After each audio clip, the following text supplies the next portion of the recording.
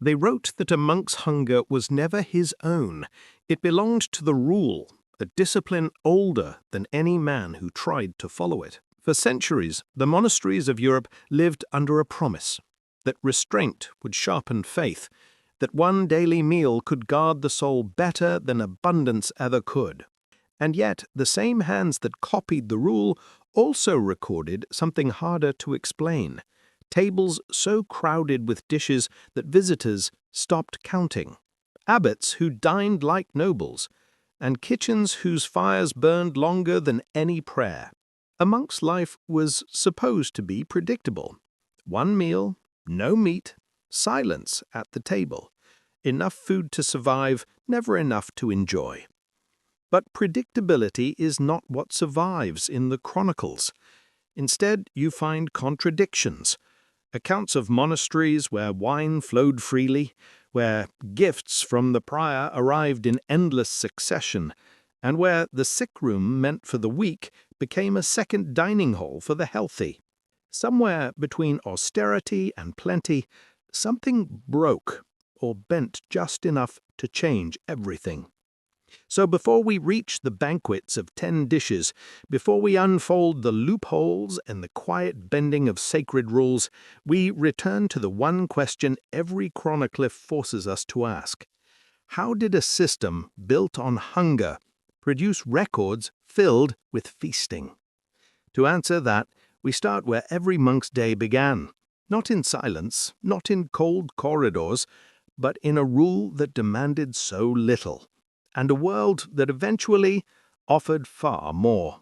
The Rule of Saint Benedict, written around 516 AD, is not a poetic ideal. It is a document, a manual, a blueprint for creating a life of discipline so absolute that even appetite bowed to it. It laid out everything: when a monk should pray, when he should work, when he should rest, and most critically, how he should eat. The rules set limits, and those limits were sharp. 1 meal a day for most of the year. 2 only in summer, when labor demanded extra strength. No meat from 4-footed animals except for the sick. 1 pound of bread per day. A small measure of wine, reluctantly allowed, never encouraged. This was not merely diet. It was theology expressed in food. Benedict feared indulgence the way sailors fear storms, sudden, powerful, and capable of ruining everything. A full stomach meant a lazy spirit. A well-fed monk wandered. A hungry monk prayed. And so monasteries built their schedules around scarcity. The refectory bell rang at fixed hours. Meals were eaten together and in silence. A single reader recited scripture while the others chewed slowly, avoiding gluttony by design. This structure kept monks uniform, not in wealth or background, but in appetite. They lived, ideally, as bodies trimmed down to their purpose: to work, to obey, to pray. And because every monk knew exactly how much he would eat and when, discipline functioned like clockwork. Yet no rule survives unchanged when placed in the real world.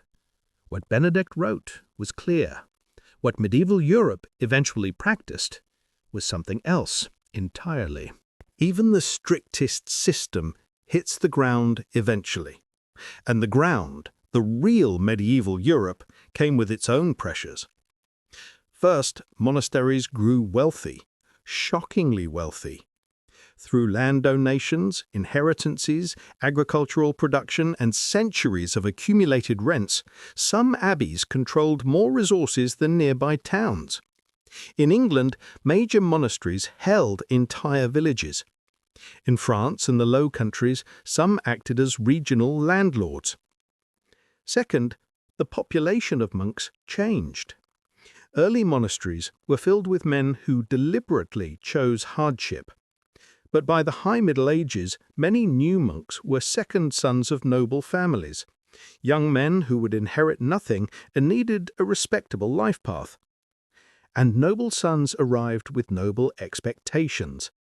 They had grown up with cooks, spices, tutors, refined meals, and a sense that comfort was not sin, but status. To them, the austerity of the rule felt less like a calling and more like a suspicion that someone else, the previous generation, had lived more comfortably than necessary. Third, monasteries became engines of hospitality. Travelers, pilgrims, kings, bishops all passed through expecting to be fed. And monasteries fed them well, because failing to do so risked reputation and standing. You cannot host a visiting duke with cabbage water and 1 pound of bread. You serve him properly. And once you are cooking lavish meals for guests, it becomes increasingly tempting to extend portions to the monks themselves. A system built on simplicity now sat atop wealth, visitors, noble recruits, and expanding kitchens. And eventually the rule bent, not with rebellion, not with dramatic speeches, but with something far quieter: exceptions. Saint Benedict allowed one loophole, a sensible, compassionate loophole. If a monk was ill, he could eat differently. More food, different food, even meat. This made sense. A sick body needed nourishment. But by the 12th century, chroniclers begin to describe something odd. Rooms called misericords, spaces originally meant for the ill, had grown large, much larger. In some abbeys, the misericord was nearly the size of the refectory itself, and it was full of men who were, at least on paper, recovering. A monk who wished to eat meat simply needed to dine there. A monk who wished to avoid the silence of the refectory, dine there. A monk who disliked the strict portions, there as well. The exception had become a second dining hall. This was not disobedience, it was compliance with the letter of the rule, and a complete inversion of its spirit. And so the rule remained technically intact. Monasteries could still claim fidelity. But meals were no longer shaped by hunger, they were shaped by interpretation. And interpretation is fertile ground for indulgence. Another loophole emerged, and this one was far more elegant. The rule stated that monks were to receive the same basic food unless the abbot or prior offered something as a gift. This clause assumed charity, not strategy, but monks are human, and humans are inventive. By the time Gerald of Wales visited Canterbury, he documented something startling. The prior receiving dish after dish, each one immediately redispatched as a gift to those seated at various tables. He described it almost like theatre, platters travelling in procession, servants carrying food that was never meant for the prior at all, monks gesturing and signalling because speaking during meals was forbidden. The rule had not been broken, it had simply been used, and in using it, monks built a system where abundance could be redistributed under a cloak of piety. This was the first step toward the banquets of 10 dishes, not defiance, not rebellion, just the slow spread of generosity interpreted as permission. Meals in the refectory were meant to be silent. No conversation, no comment, only the voice of the appointed reader. Benedict believed quiet created humility. But medieval monks found that silence created inconvenience, especially during meals that were steadily growing in complexity. So they solved it. Gerald of Wales describes a sophisticated sign language used in refectories across Europe. Hands flashing meaning, fingers shaping requests, gestures replacing speech, even forms of whistling used as coded communication. Silence became a convention, not a condition. A monk did not need to speak to ask for more fish. He simply made a sign and received it. Once silence was circumvented gracefully, quietly, and with plausible obedience, the structure of meals changed yet again, and the rule grew thinner, less substantial, stretched like parchment used too many times. By the 13th century, monasteries were economic powerhouses. They owned mills, vineyards, fisheries, salt pans, orchards, and pasture land. They possessed spices imported through Italian ports. They collected rents in coin, grain, and livestock.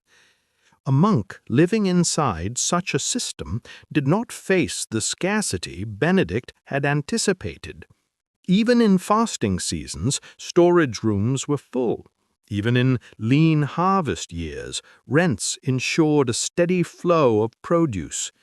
To manage these operations, monasteries employed stewards, cooks, brewers, bakers, people whose job was to maintain abundance, and abundance seeks an outlet.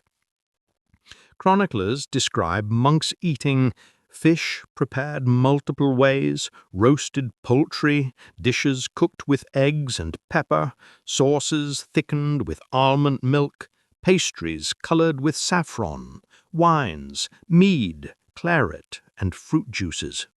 Not daily, not universally, but often enough to be noticed and recorded.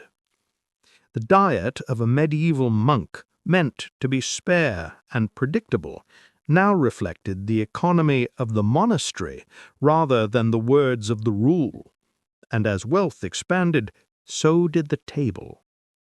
One of the most significant and overlooked forces behind monastic abundance was the arrival of noble families into monastic life. Nobles rarely entered with empty hands. If a wealthy family placed a son in a monastery, they often donated land, tenants, agricultural rights, annual rents, rights to mills or orchards, entire villages. These gifts were meant to support the son's upkeep, but they also strengthened the monastery as a whole. And with noble sons came noble tastes. They expected seasoned dishes, more variety, occasional meat, wines of higher quality, meals that resembled aristocratic norms. The rule did not change, but expectations did. Monasteries found themselves balancing the austerity of the rule with the social realities of noble presence. And once certain standards were introduced, they rarely disappeared. Hospitality was not optional. It was a sacred duty. Kings, bishops, scholars, pilgrims all traveled through Europe, and monasteries housed them. Hospitality demanded generosity. The problem was simple. Once a kitchen is preparing lavish meals for guests, the line between guest and resident becomes thin. Leftover dishes were repurposed. Special ingredients were purchased in bulk. Cooks gained skill in preparing varied menus. And monks ate better simply because the infrastructure to feed guests existed. In some abbeys, guest houses were fuller than the monastery itself. And with each traveler came different foods, spices, customs, expectations. By the 14th century, some monasteries functioned partially as hotels for the elite, and elite hotels do not serve austere meals. Gerald of Wales left some of the most striking descriptions of monastic abundance. He recounts tables overloaded, dishes arriving in rapid succession, fish and fowl prepared in multiple ways, condiments designed to awaken appetite, beverages so varied that beer found no place among them. At St. Swithin's, monks complained to King Henry II that their bishop had reduced their meal count from 13 dishes to 10. The king replied, "I myself am content with 3. This one line captures the entire tension. A system designed to suppress appetite had produced monks who ate better than kings. we return to the central question. How did a structure built on hunger produce banquets? The answer is not a single cause. It is a chain. Wealth gave monasteries the ability to produce and store abundant food. Noble recruits brought tastes incompatible with strict austerity. Hospitality obligations normalized elaborate meals. The rule's loopholes created systems of legitimate exceptions. Interpretation allowed abundance without official disobedience. Human nature did the rest. The rule was not abandoned. It was stretched. Each generation added its own exceptions until the original simplicity no longer shaped the daily table. And the chroniclers who witnessed it wrote about it with a mixture of admiration, disbelief, and resignation. What Benedict designed to restrain desire had become a demonstration of how desire adapts. Not all monasteries feasted. Some remained austere. Some followed the rule closely. Some lived on fish, bread, and vegetables with near total consistency. Monastic life varied by region, wealth, leadership, and culture. The banquets did not represent monasticism as a whole, but they reveal a truth universal to history. Every rule, no matter how strict, meets human interpretation, and interpretation becomes tradition, and tradition becomes justification. The rule survived, but its application changed, quietly, steadily, relentlessly. The deeper story here is not about food. It is about how institutions evolve. A rule designed for poverty flourished inside wealth. A system built on simplicity grew inside complexity. A diet meant to restrain the body became a marker of status. Monasteries were not immune to the pressures that shape all human groups: ambition, comfort, hierarchy, interpretation, generosity, reputation. Food reflected these forces more clearly than anything else. You can hide wealth in accounts, in lockboxes, in lands. You cannot hide it on a table. So how do we reconcile the contradiction? How did monks who were allowed only one daily meal sit before 10 dishes? By understanding that the rule was never just about hunger, it was about intention, and intention can be reinterpreted. The monks who copied Benedict's words also inherited a world Benedict never saw, a world where wealth accumulated, nobles joined their ranks, guests arrived daily, and kitchens grew powerful simply because the monastery grew powerful. The rules survived in ink, but food survives in practice, and practice is where ideas change. What remains is a portrait of medieval life far more complex, human, and contradictory than the image of silent monks eating bread in dim refectories. Even within walls built for discipline, abundance finds a way in, slowly, quietly, and often with the best of intentions. One daily meal, 10 dishes on record, a contradiction, yes, but also a window into the medieval world, a world where faith wrestled with appetite, where rules collided with reality, and where hunger, whether suppressed or indulged, told the story of an age.